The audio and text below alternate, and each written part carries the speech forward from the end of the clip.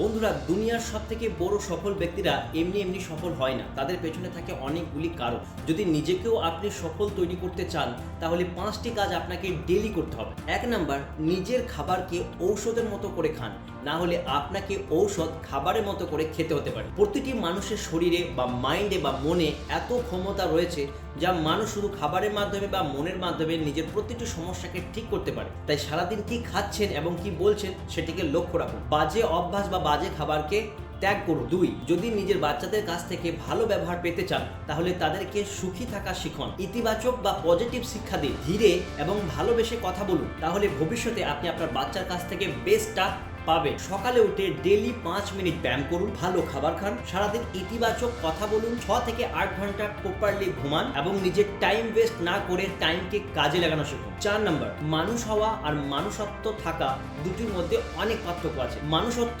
মানুষকে ক্ষমা করে সৎ হয় এবং সহানুভূতিশীল হয়, আর এই জিনিসগুলি খুব কম মানুষ বোঝে বা করে। মনে রাখবেন, ভালোবাসা 2 বার পান, একবার যখন আপনি জন্মেছিলেন আর যখন আপনার মৃত্যু হবে। তাছাড়া মাঝের পুরো জীবনটা আপনাকে নিজেকে খুশি থাকা শিখতে হবে। মানুষের ওপর আশা রাখলে অবশ্যই আপনি কষ্ট পাবেন। এন্ড 5, রাত্রিতে ঘুমানোর আগে 5 মিনিট আপনার জীবনে যা পরিবর্তন চান সেগুলিকে ভাবুন এবং কল্পনা করুন, তার সাথে নিজেকে ফিল করুন। আজকের ভিডিওটি কেমন লাগলো কমেন্ট করুন, লাইক করুন, আর এই ধরনের ভিডিও পেতে আমাদের চ্যানেলটিকে ফলো করুন।